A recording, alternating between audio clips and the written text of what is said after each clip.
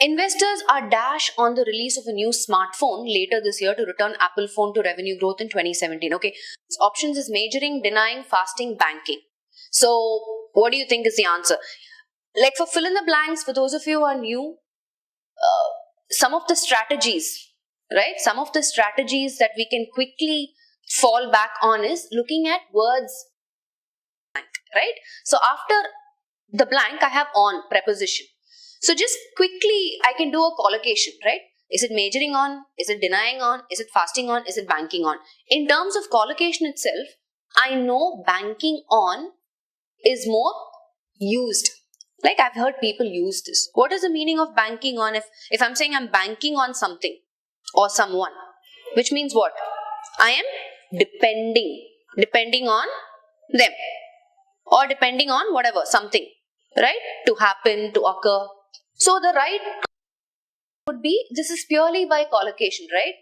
Majoring, denying, fasting are all, again, illogical words given the context that we have. It does not complete the meaning of the context. So banking on, investors are depending on what? The release of a new smartphone later this year to blah, blah, blah. So the answer is D, banking on the release of a new smartphone. So banking on means depending on. So it's good for us to, be familiar. I'm saying one of the topmost concepts that will really help you with a lot of question types is definitely phrasal verbs and idioms and phrases, right? No doubt about it. Whether it's fill in the blanks, whether it's closed passage, even other concepts, it'll surprise you.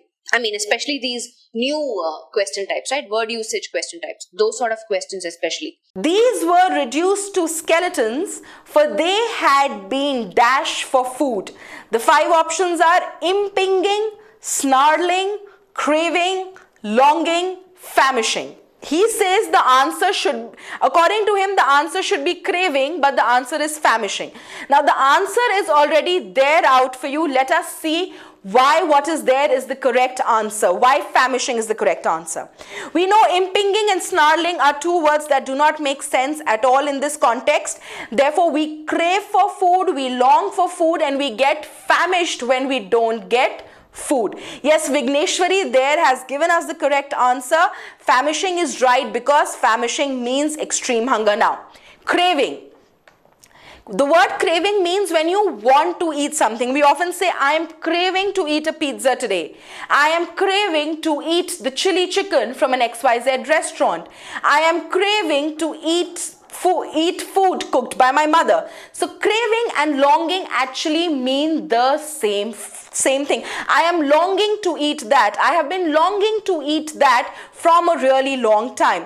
So craving and longing both mean want, when you actually want to eat something.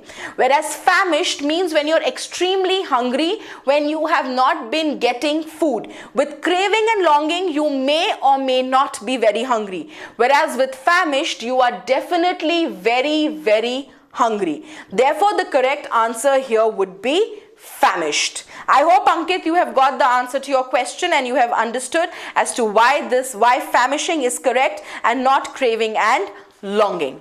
The robbers were arrested and dash prison yesterday. Okay, now there are 4 options that are here: brought to, brought into, taken into, and taken to. Now, he asks us a question here. Simple question, why here taken into is the wrong answer? His question is, why here taken into is the wrong answer? Before I go on to why taken into is the wrong answer, let's see what the correct answer is. Was brought to. The robbers were arrested and brought to the prison. Okay, first of all, we should remember that bought as a verb, bring as a verb is used usually for non-living things, and therefore, and also robbers here is something that they need to be taken. This is not somewhere that a prison is not a place where someone who's committed a crime will go willingly. Therefore, taken to would be the correct answer here. Now, the difference arises why to and into. Between to and into, which would be the correct answer? Now, to and into, both being prepositions, are very interesting because To is used more generically, while into is used in a little more conservative way. There are lesser options in which into is used. Now, we usually use into when there is a specific location that we are talking of. Now, you will say that yes, there is a specific location, the prison. No. The prison is a very generic location. There is nothing specific. We just say that they were arrested and they were taken to this place yesterday. Therefore, no into but to. The correct answer for this is D. Vinay does not play cricket and dash does Yashwant. Options are so, also, either, neither. So Sanjay says, ma'am, answer is 1, but what is the reason behind it? Okay. Look in on means visit. No, I gave the example. I didn't write it down. So I looked in on my grandfather. That's what I said. I looked in on my grandfather because he wasn't keeping well. Right? Neither. If I have to use neither, restructure the entire sentence. Right? I'll say, neither Vinay nor Yashwant plays cricket. Right? Neither nor concept. Or either or concept. I'll fit in that. So here, given the context that we have, always we'll have to look at what is the most effective word choice in the context. Right? So Vinay does not play cricket and dash does Yashwant. So the collocation, when I say look into means I'm examining. Let me look into this, which means let me examine this. Right? So in the context, I need a word that gives me the same meaning of. So Vinay plays cricket. Likewise, Yashwant also plays cricket. Right? That's the meaning I want. Vinay does not play cricket and also does Yashwant is not the right construction. So let's look at, I need a word that brings in the meaning of likewise. And that word is option 1. So, let me give you some examples. So if I say, I can speak French. And so can you. Right? So, in the context again, what am I saying? I can speak French and likewise, you also can. That's what the meaning, the context is giving, right? If I say, you were on time and so was I. Again, context is giving me, you were on time and likewise, I was also on time. So, in the context, Vinay does not play cricket. In terms of construction, the right word choice or the closest option would be so. Vinay does not play cricket and so does Yashwant. And likewise, Yashwant also does not. So it's understood. I don't need these extra words to complete the sentence. So gives me that meaning. If I have to put nor, I don't need that conjunction and, right? It's very weird if I say Vinay does not play cricket and nor does Yashwant. We may have come across constructions like that, but I wouldn't say it's an effective construction. The best thing to do is when you have neither or either, you can say neither nor or either or. Yeah? Okay. So my windows look dash the garden. Options. Option 1, up on. Option 2, out on. Option 3, in. Option 4, at. Answer is option 2. Ma'am, I thought it's a piece of cake, but come out to be a hard nut to crack. Help me. Okay, let's help you. My windows look in the garden? That doesn't make sense, right? Okay, now I think it's important for us to be familiar with, either idioms or phrasal verbs or collocations as such. Our clue word in the context is obviously the verb look, right?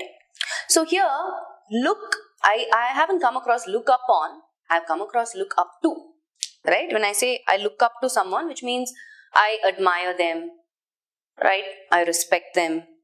There's something where I look up to them, right?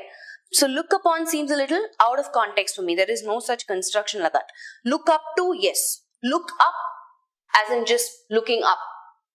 That's a different thing, right? Now look out on means what? Let me give you an example sentence. If I say, basically it gives me the meaning of overlooks. Something overlooks something, right? So if I say the house looks out on a tennis court, right? So what am I saying? It is in such a direction, right? The window in this context, the window is aligned or is placed in such a way where it is, from the window you can see the garden, right? It overlooks the garden. So when I say look out on, which means something is oriented in a certain direction, right? So, but it's important for us. So my windows look in the garden doesn't make sense logically. Not pointing towards where from the window, I can see the garden, right? It overlooks the garden. So which means the window is positioned in such a way where I'm able to see the garden from there. If I stand, garden, that's it, right? So it's oriented in that particular direction. So not my windows look at the garden doesn't make sense. The window is not a person, right? When I'm saying I'm looking at something, only a person can actually do that. The window can't do that, right? The window can't look at the garden. It doesn't make logical sense. So it cannot be at. All the other options are very illogical as well, right? But it's important for us to be familiar with these, 3-word collocations. Look up to, look out on. What about look in on? I'm just giving you extra words just for information, right? If I say look in on means visit someone. I looked in on my grandfather because he wasn't keeping well, right? Look down on. When I say I'm looking down on someone, which means I don't think they are, I feel they are beneath me, right? It's almost like you are regarding them with some sort of in a condescending manner or with contempt, which means you think they are beneath you. Look out for something. Yes, so you need to be familiar with these. Look out for means you're taking care of someone, right? Look out for, when you're wanting to help someone, you want to take care of someone. I look out for my younger brother, right? Because he's very naughty or whatever. So are you following? So it's important for us to be, so in this context, my windows look out on the garden, which means overlooks the garden. That's all the meaning is. Look out on, overlooks. Option 2.